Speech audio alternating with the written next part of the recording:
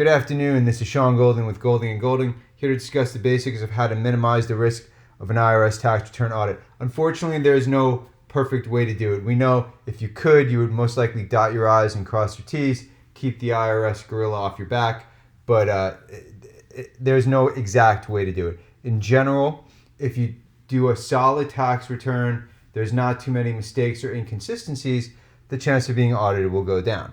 In general, the chance of being audited is low. There are plenty of people that go their entire lifetime and they're never contacted by the IRS, no matter how many mistakes they make on their tax return, right? If you're like many people, myself in other areas of life, you're the one that's going to get chosen, right?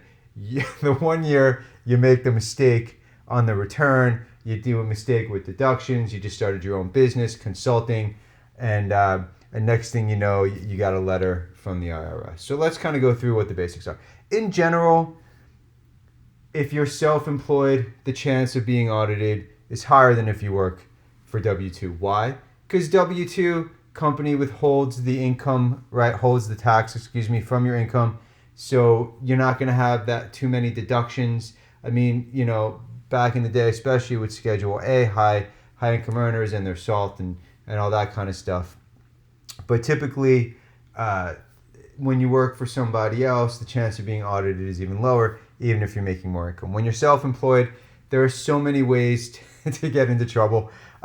Most of the time, it's unintentional. Most people who come to us who have been audited, for us, it's mainly international. But you get audited because there's a mistake, right? Maybe you thought some of the income identified on your 1099 was qualified dividend when it wasn't, or you thought you had some tax exempt interest you didn't, or you didn't get a 1099 from some of the clients and just it skipped your mind to include that money because it wasn't that big of an amount relative to the other income you're earning. But let's go through kind of the basics of how to minimize the risk. In anything in life, the building blocks are where you start, and the basics of doing your tax return is what can possibly save you from being audited. One, file timely, right? If you file a tax return late, then it's going to ding up, because if you file early and you're like most people, you file right before the deadline, the IRS is receiving a ton of tax returns, and so the chance of yours sticking out is low. On top of that, the IRS is understaffed, so the chance of them getting to you in the statutory time frame is relatively small. Consider paper filing. When you e-file, there's more of a trail. When you file by paper, the chance of being audited goes down even more, because it's just, if it's in the computer already, it's easier for them to get you for an audit. Okay.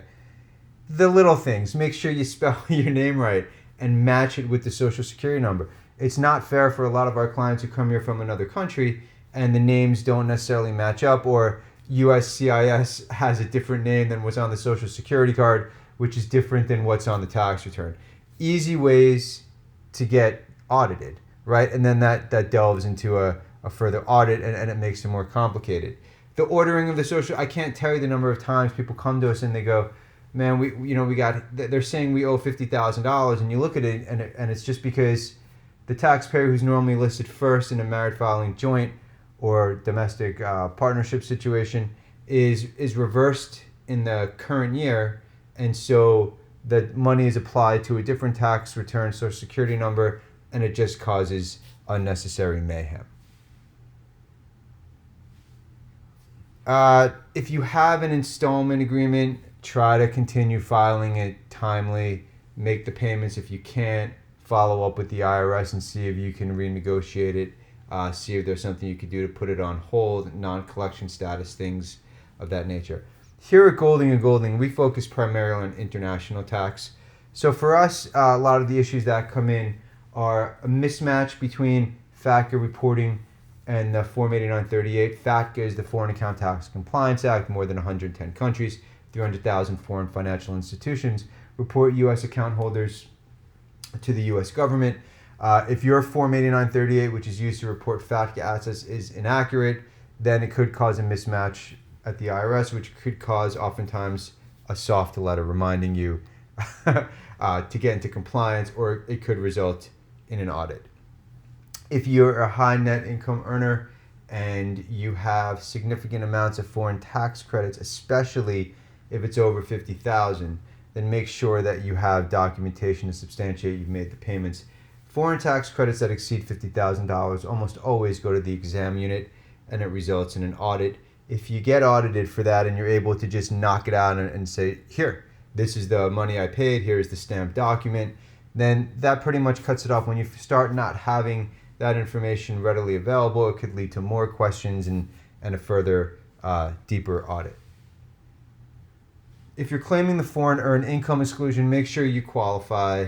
If you're doing the bona fide residence test, it's important that you have those contacts necessary to show you're a bona fide resident. There are various exceptions and exclusions to who may qualify and who won't. And then just the preparation of the forms in general. Oftentimes taxpayers will come to us, they've been audited because the forms aren't done right. 5471s have lots of blanks, or the 8865 have lots of blanks. The 8938 is missing values. It doesn't match up with the FBAR. The 3520A foreign trust isn't done accurately. And these don't have to be perfect, by the way. You have to reasonably give it your best shot, okay? The IRS doesn't, you're not going to stick out like a sore thumb because it's slightly incorrect. It just, if it's a mess, right, like in anything, it's going to stick out. That's going to lead to an audit. If you're worried about possibly being audited and you're out of compliance for prior years, you may want to consider getting into compliance.